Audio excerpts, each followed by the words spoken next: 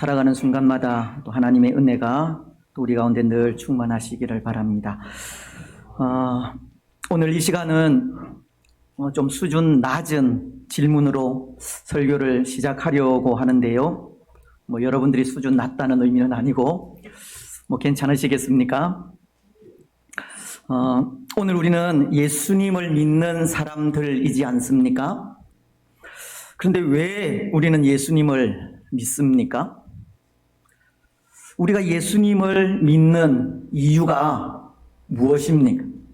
그 이유가 어디에 있습니까? 이것도 당연한 것이어서 대답을 안 하시는 것 같은데요.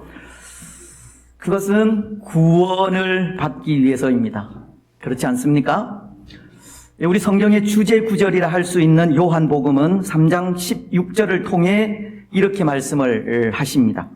하나님이 세상을 이처럼 사랑하사 독생자를 주셨으니 이는 그를 믿는 자마다 멸망하지 않고 영생을 얻게 하려 하심이니라. 오늘 우리는 멸망하지 않기 위해, 다시 말씀을 드리면 구원을 얻기 위해 예수님을 믿는 겁니다. 영원한 생명을 누리기 위해 예수님을 믿는다는 겁니다. 그래서 로마서 10장도 9절로 10절을 통해 이렇게 말씀하십니다. 네가 만일 내 입으로 예수를 주로 시인하며 또 하나님께서 그를 죽은 자 가운데서 살리신 것을 내 마음에 믿으면 구원을 얻으리라. 사람이 마음으로 믿어 의에 이르고 입으로 시인하여 구원에 이르느니라. 예수님이 나를 위하여 십자가 위에서 죽으시고 3일 만에 부활하신 이후 이 승천하신 것을 마음으로 믿고 입으로 시인하게 되면 구원에 이르느니라. 구원을 받게 된다는 겁니다. 영원한 하나님의 나라에서 영원토록 살아가게 되는 겁니다. 그런데 여러분, 그 구원도 어떻습니까? 구원이 예수님을 믿는 그 즉시 이루어져서 그 상태를 계속 유지하게 됩니까? 아니면 세상을 살아가는 우리의 삶이 예수님을 믿어도 별 다를 바가 없기 때문에 가만히 두고 보다가 천국에 가서야 그때서야 구원이 이루어집니까? 언제 이루어집니까? 그 즉시 이루어지는 겁니다. 우리가 예수님을 마음으로 믿고 입으로 신하면 그 즉시 구원은 이루어집니다. 그래서 요한복음 5장 24절은 이렇게 말씀하십니다. 내가 진실로 진실로 너희에게 이르노니 내 말을 듣고 또 나 보내신 이를 믿는 자는 영생을 얻었고 심판에 이르지 아니하나니 사망에서 생명으로 옮겼느니라. 이런 말씀은 내 말을 듣고 나 보내신 이를 믿는 자는 영생을 얻었고 라고 합니다. 여기 영생을 얻었다라는 말은 그 시제가 이미 완료된 과거처럼 보이기는 하지만 과거로부터 지금까지 계속 이어져 오는 현재 시제로서 이 과거 상태를 그대로 유지하는 것을 말하는 것인데요. 무슨 말이냐면 우리가 예수님을 믿을 때, 믿고 입으로 시인할 때 그 즉시 구원은 이루어지고 그 구원의 상태를 현재까지도 계속 유지해 간다고 하는 말입니다. 예수님을 믿고 영접하여 고백할 때 그 즉시 이루어진 구원이 지금도 계속되고 있다는 말이 영생을 얻었고 라는 말의 의미라는 겁니다. 또 사망에서 생명으로 옮겼다는 말도 마찬가지입니다. 이 말의 시제는 완료이지만 과거에 완료된 그 상태가 계속 지금까지 이어지고 있는 것을 말하는 것으로 구원받은 사람들은, 예수님을 믿는 사람들은 이미 사망에서 생명으로 옮겨진 상태를 말하는 것이고 생명으로 옮겨진 그 상태가 계속 유지되고 있다는 것을 말하는 겁니다. 구원은 예수님을 믿는 그 즉시 이루어지는 일이고 그 구원은 지금도 계속 유지되고 있다는 겁니다.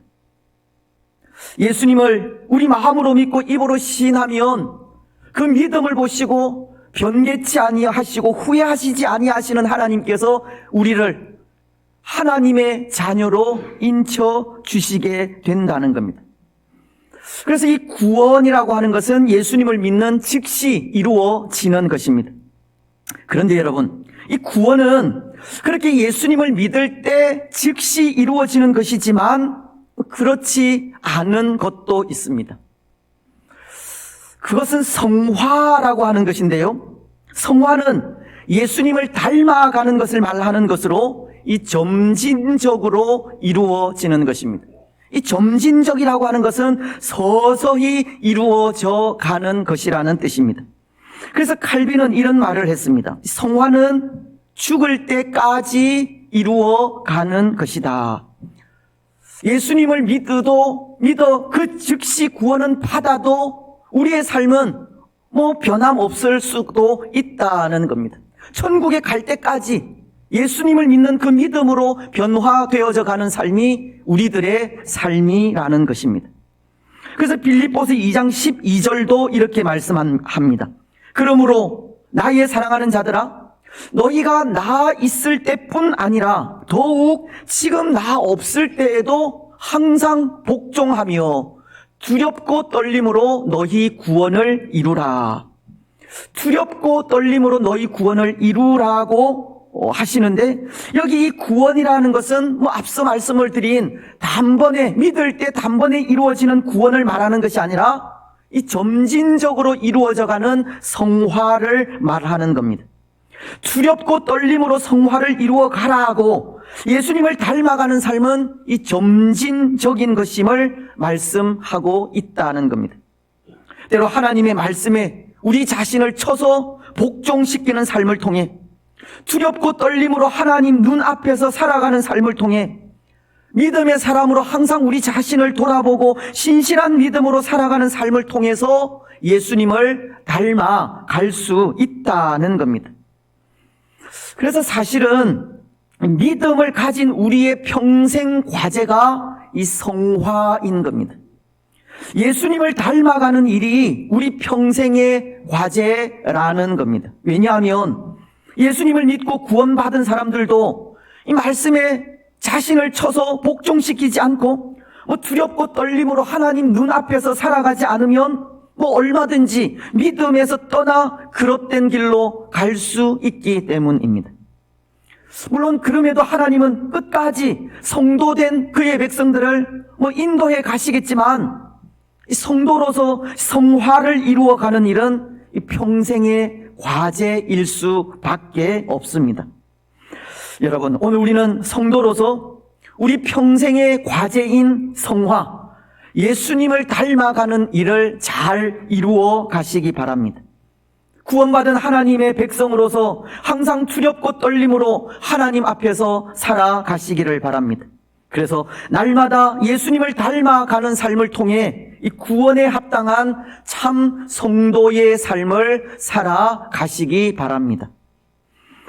그런데 여러분, 오늘 우리는 예수님을 마음으로 믿고 입으로 시인하면 그 즉시 구원이 이루어지고 그 구원의 상태가 계속 유지된다고 하였는데요. 구원받은 그 상태가 어떤 모습이겠습니까? 좀 어려울 수 있는, 애매할 수 있는 질문이기도 하지만 우리에게서 구원이 이루어지면 우리는 어떤 상태의 모습이 되겠느냐는 겁니다. 물론 이것은 구원받은 상태가 외적인 모습, 외적인 부분에서 어떻게 변화된다고 하는 그런 뜻은 아닙니다. 때로 내적으로 변화된 그런 부분이 외적인 부분으로 나타나기는 하겠지만 이 외적인 모습에서의 어떤 변화는 아니라는 것입니다. 하지만 구원은 분명히 우리의 상태를 변화시키는 것은 맞는데요. 이 두 부분에 있어서입니다.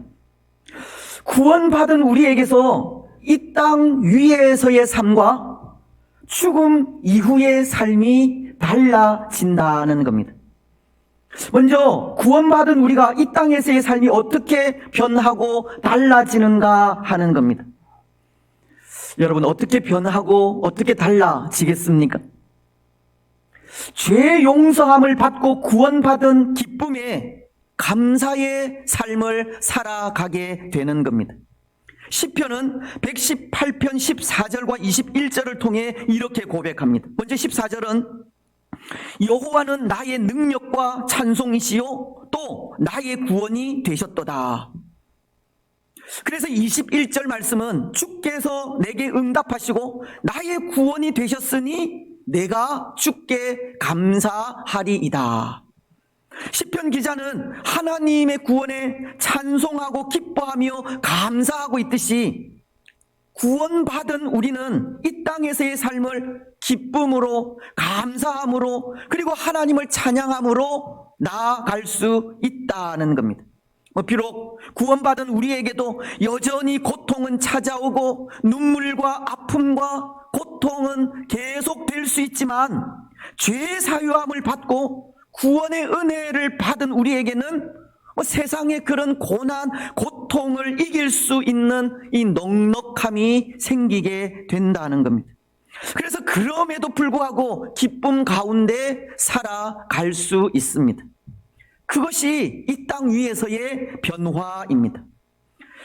그렇습니다. 사랑하는 여러분, 오늘 구원받은 우리는 이 구원의 기쁨에 늘 감사하며 살아갈 수 있습니다. 우리에게 찾아오는 고난과 눈물과 아픔을 넉넉한 믿음으로 이겨갈 수 있습니다. 땅 위에서의 모든 괴로움을 극복할 수 있는 능력을 얻게 된다는 겁니다. 오늘 우리는 구원받은 우리에게 바로 이런 변화가 있음을 고백하면서 늘 감사와 기쁨으로 살아가시기를 바랍니다. 이제 또 하나, 구원받은 우리의 변화는 죽음 이후에도 나타나는데요. 여러분, 죽음 이후 어떤 변화가 오겠습니까? 눈물도 고통도 아픔도 죽음도 없는 하나님의 나라에서 영원토록 살게 됩니다.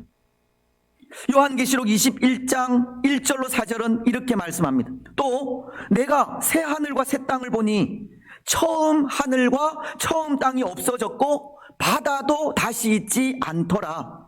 또 내가 보매 거룩한 성 새 예루살렘이 하나님께로부터 하늘에서 내려오니 그 준비한 것이 신부가 남편을 위하여 단장한 것 같더라. 내가 들으니 보좌에서 큰 음성이 나서 이르되 보라, 하나님의 장막이 사람들과 함께 있음에 하나님이 그들과 함께 계시리니 그들은 하나님의 백성이 되고 하나님은 친히 그들과 함께 계셔서 모든 눈물을 그 눈에서 닦아주시니 다시는 사망이 없고 애통하는 것이나 곡하는 것이나 아픈 것이 다시 있지 아니하리니 처음 것들이 다 지나갔음이러라. 구원받은 우리의 변화는 죽음 이후에 영원한 하나님의 나라에서 하나님과 함께 영원토록 살게 되는 것입니다. 때로 예수님을 믿지 않는 자들, 하나님의 생명책에 그 이름이 기록되지 않는 자들은 요한계시록 20장 13절로 15절이 바다가 그 가운데에서 죽은 자들을 내주고 또 사망과 음부도 그 가운데에서 죽은 자들을 내주매 각 사람이 자기의 행위대로 심판을 받고 사망과 음부도 불못에 던져지니 이것은 둘째 사망 곧 불못이라.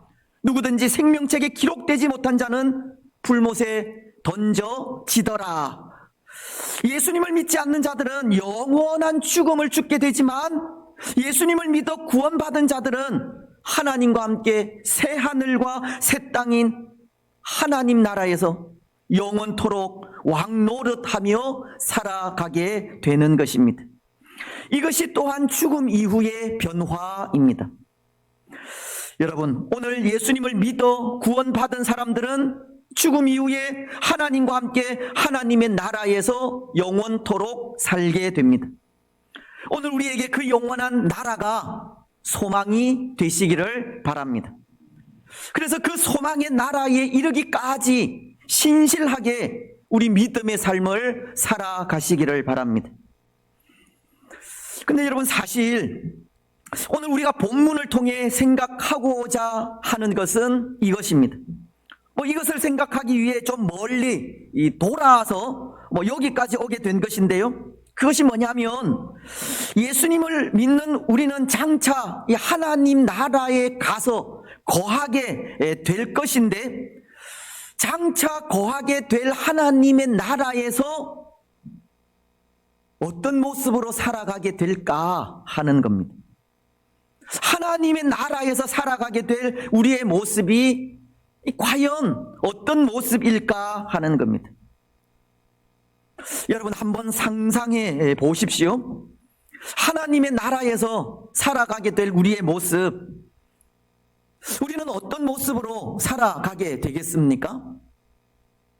때로 이 땅에서는 구원받은 백성이 되었다 할지라도 여전히 죄 가운데 거하면서 성화를 이루어가는 삶을 살아야 하지 않습니까? 오늘 우리가 살아가는 이 땅에서는 죄도 짓기도 하고 실수하기도 하고 실패하며 넘어지기도 한다는 것인데요. 하지만 그곳 하나님의 나라에서 살아가는 삶은 그렇지가 않습니다. 그곳은 흠도 없고 티도 없고 실수도 실패도 넘어지지도 않는다는 겁니다. 다시 말씀을 드리면, 하나님의 나라는 이 죄와는 상관이 없는 곳입니다. 죄인들은 들어가지 못하는, 들어갈 수 없는 의인들만 들어가는 나라가 하나님의 나라이고, 예수님을 믿고 구원받아 하나님의 나라에서 살아간다는 것은 바로 죄가 없는 그 나라에서 아무 흠도 티도 없는 모습으로 살아간다고 하는 뜻인 겁니다. 오늘 우리가 하나님의 나라에서 살아가게 될 모습이 흠도 없고 티도 없는 모습으로 살아가게 되는 겁니다. 거룩하신 하나님처럼, 거룩한 모습처럼 살아가게 되는 겁니다. 결국 오늘 우리가 예수 믿고 구원받아 하나님의 나라에서 산다는 것은 그런 것입니다. 거룩해진다는 겁니다. 구원받는다 하는 것은 하나님께서 우리를 거룩하게 하신다는 뜻입니다. 죄가 없는 하나님의 나라에서 살아갈 수 있도록 하나님은 우리를 거룩하게 하시는 겁니다. 우리가 예수님을 나의 구주로 마음으로 믿고 입으로 시인하면 그 즉시 우리는 구원을 받게 되는데, 그 구원은 하나님께서 우리를 거룩하게 하신다는 뜻이라는 겁니다. 그렇습니다. 사랑하는 여러분, 하나님은 우리를 거룩하게 하시는 분입니다. 하나님은 예수님을 믿는 우리를 거룩하게 하셔서 거룩하신 하나님과 함께 하나님의 나라에서 영원토록 살아가게 하시는 겁니다. 그래서 그렇게 우리를 거룩하게 하시는 하나님의 이름이 있는데요. 그 이름은 여호와 메카디시켐입니다. 하나님은 우리를 거룩하게 하신다라는 뜻의 이름입니다. 우리가 가르치는 이 교리 중에 칭의라는 교리가 있고, 칭의라는 것은 우리를 의롭다고, 예수님을 믿는 우리를 의롭다고 인쳐 주신다 하는 뜻이듯, 하나님은 우리를 그렇게 거룩하게 구별해 주시는 겁니다. 하나님은 예수님을 믿는 우리를 그 믿음으로 거룩하게 구별하셔서 하나님의 영광을 보며 살아가게 하시는 겁니다. 그래서 믿음으로 의롭다고 불러주신 그 칭의의 은혜로 인해서 우리는 하나님의 나라에 들어가게 되는 것이고, 하나님의 나라에서 흠도 티도 없는 모습으로 살아가게 되는 것입니다. 여러분, 오늘 우리가 하나님 나라에서 살아가게 되는 모습은 죄 없는 의인의 모습으로 흠도 티도 없이 살아가게 됩니다. 하나님은 예수님을 믿는 우리를 그 믿음으로 인하여 칭의, 의롭다고 불러주시고 죄 없는 그 모습으로 하나님의 나라에 들어가게 하시기 때문입니다. 그런데 여러분, 때로 그렇게 흠도 티도 없는 그 모습은 이 땅 위에서의 삶에도 마찬가지여야 하지 않을까 생각을 합니다. 우리가 하나님의 나라에 들어가서 살아가는 그 모습이 흠도 티도 없는 그런 모습으로 살아가듯이 오늘 믿음을 가지고 이 땅에서 살아가는 우리의 삶의 모습도 흠도 티도 없는 모습으로 살아가야 한다는 겁니다. 물론 우리는 앞서 구원받은 우리가 이 땅에서의 삶을 구원받은 기쁨으로 항상 감사함으로 살아가야 한다라고 말씀을 드렸지만, 또 하나 예수님을 믿는 우리를 하나님께서 거룩하게 구별해 주신 것을 기억하면서 이 땅에서의 삶도 거룩하게 살아가야 한다는 겁니다. 마치도 하나님의 나라에서 흠도 티도 없는 거룩한 모습으로 살아가는 것처럼 이 땅에서도 그렇게 흠도 티도 없는 거룩한 모습으로 우리는 우리의 삶을 살아가야 하는 것입니다. 그래서 그 거룩한 삶을 위해 하나님께서 오늘 우리에게 주신 새로운 이름이 있지 않습니까? 우리가 받은 예수님을 믿음으로 하나님으로부터 부여받은 우리의 새 이름이 있다는 겁니다. 뭡니까? 성도라는 이름입니다. 거룩한 무리라는 뜻으로 거룩하게 살기를 원하는 하나님의 마음이 담긴 이름입니다. 오늘 우리는 거룩함을 이룬 사람들답게 이 땅에서의 삶도 거룩하게 살아가야 한다는 겁니다. 그래서 히브리서는 12장 14절을 통해 오늘 우리에게 거룩한 삶을 살기를 요구한 것이 이렇게 말씀하십니다. 모든 사람과 더불어 화평함과 거룩함을 따르라. 이것이 없이는 아무도 주를 보지 못하리라. 말씀은 우리에게 화평함과 거룩함을 따르라고 하십니다. 그러면 주를 볼 수 있으리라고 하시는데요. 여기 주를 본다는 것은 궁극적으로는 이 천국으로 들어가게 된다는 의미로 보면 되고, 또 이 땅에서는 하나님을 만날 수 있다는 뜻으로 보면 됩니다. 우리가 화평함과 거룩함을 따라 살아갈 때 하나님을 묵상하고 기억할 때마다 살아계신 하나님을 만날 수 있게 된다는 겁니다. 여러분, 오늘 우리는 우리를 거룩하게 하신 하나님 앞에 이 성도라는 그 이름에 합당하게 살아가면 우리 삶 속에서 매일같이 하나님을 만날 수 있습니다.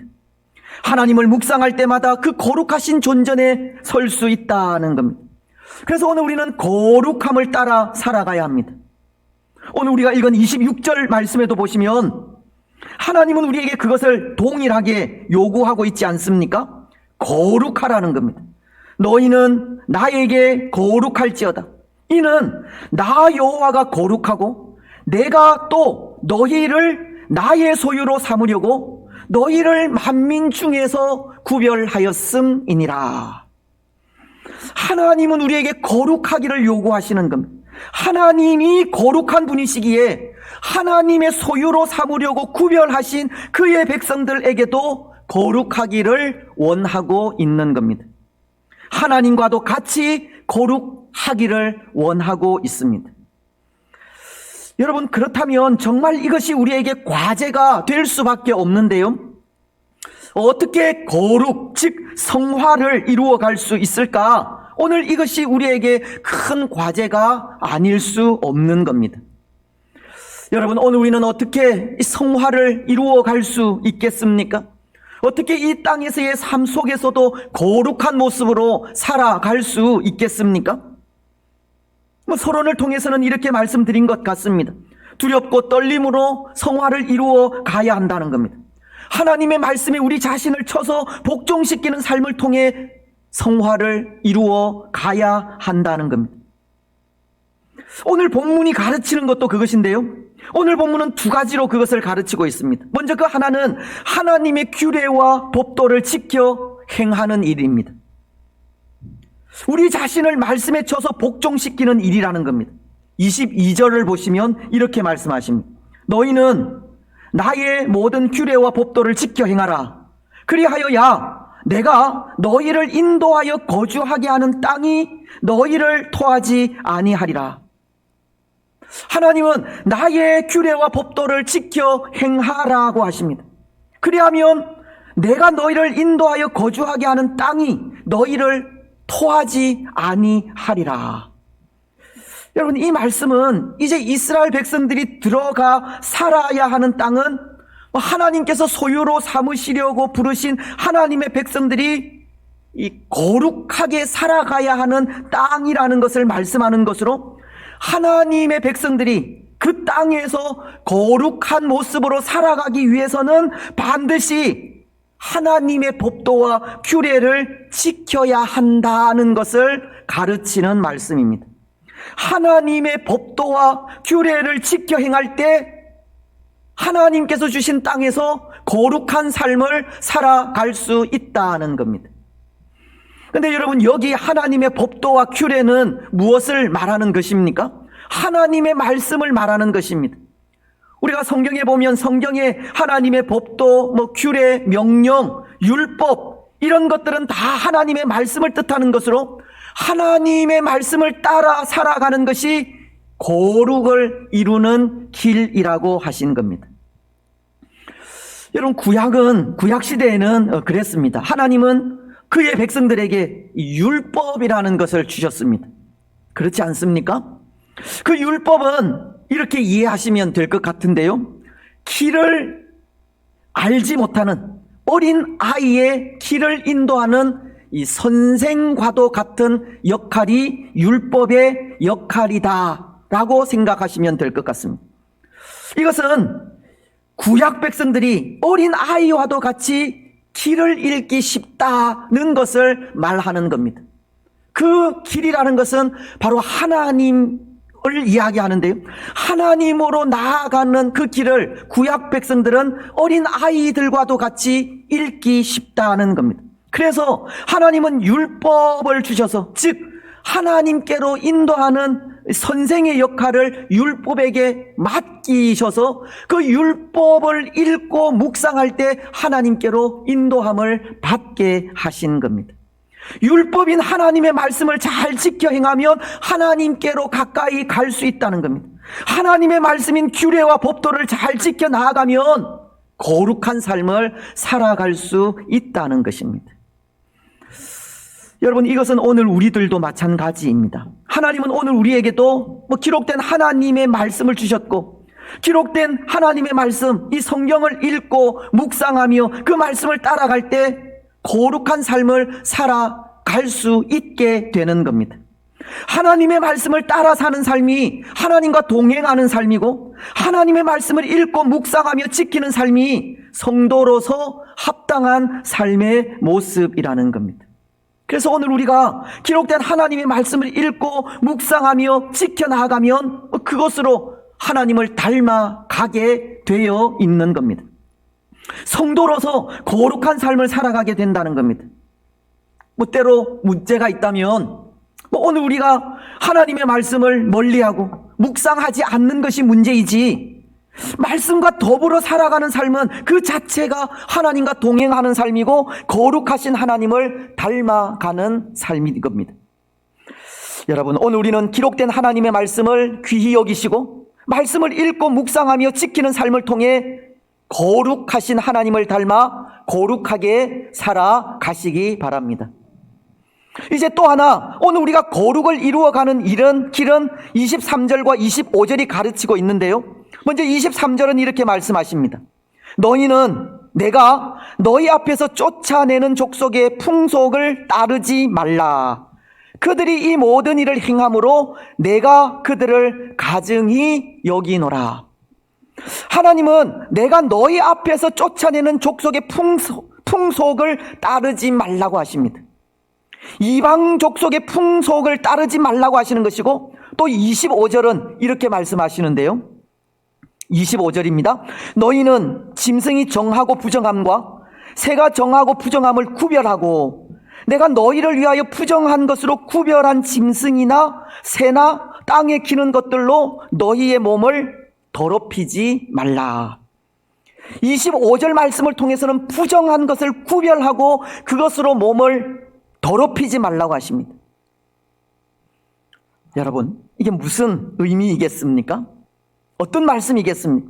하나님은 이방 족속의 풍속을 따르지 말라고 하시고 또 부정한 것을 구별하여 그것으로 몸을 더럽히지 말라고 하시는 이 말이 무슨 말씀이겠습니까? 구별된 삶을 살아가라 하는 겁니다. 거룩한 삶은 구별된 삶이라는 것을 가르치는 겁니다. 거룩한 백성으로서 거룩하게 구별하여 준 그대로 구별된 삶을 살아가라는 뜻입니다. 그런데 여기서 말씀하는 구별된 삶이라는 것은 특별한 삶을 말하는 것이 아닙니다.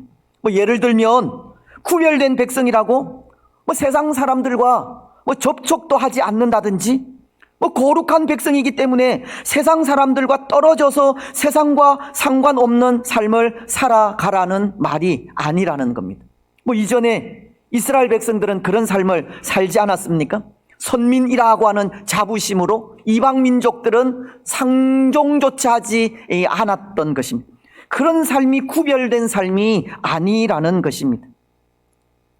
구별된 삶은 죄악된 세상에 속해 살아가면서도 이 죄와는 상관없이 살아가는 삶을 말합니다. 나보다 좀 못하다 생각되는 사람들과 함께 살아가면서도 겸손하게 행하고 다른 사람들을 생각할 줄 아는 삶을 말하는 겁니다. 정직하지 못한 이 세상 속에 살아가면서도 정직한 삶을 살고 거짓된 세상 속에 살아가면서도 진실된 삶을 살며 사랑이 식어가는 세상 속에 살아가면서도 사랑의 수고를 하며 살아가는 삶이 구별된 삶인 것입니다. 그것이 거룩한 삶의 모습이고 부정한 것들 중에서 우리 몸을 더럽히지 않는 삶입니다. 사랑하는 여러분, 오늘 우리는 이 구별된 삶을 살아가시기 바랍니다. 세상 속에서 특별한 삶이 아니라 세상과 더불어 살아가면서 하나님의 백성답게 빛과 소금의 역할을 감당하며 살아가시기 바랍니다. 그것이 하나님께서 원하시는 구별된 삶, 거룩한 삶이기 때문입니다. 이제 말씀을 맺겠습니다. 사랑하는 여러분, 오늘 성도인 우리는 거룩한 삶을 살아야 합니다. 거룩하신 하나님 앞에 구별된 삶을 살아가야 합니다. 여호와 메카디시켐, 그의 소유로 삼기 위해 우리를 부르시고 거룩하신 하나님 뜻 앞에 합당한 삶, 거룩한 삶을 살아가야 합니다. 여러분, 오늘 우리가 거룩한 하나님의 백성임을 기억하면서 거룩을 따라 살아가시기 바랍니다. 하나님의 말씀을 읽고 묵상하며 지켜 그 말씀에 따라 살아가는 삶을 통해 거룩해지시고 하나님의 백성으로서 구별된 삶을 살아 거룩을 이루어 가시기 바랍니다. 그래서 거룩하게 살아가는 그 삶을 통해 구원받은 하나님의 백성된 삶을 신실하게 살아가시고 세상 속에 거룩한 영향력을 끼치며 살아가는 복된 주의 성도들이 되시기를 주님의 이름으로 축복합니다. 아멘.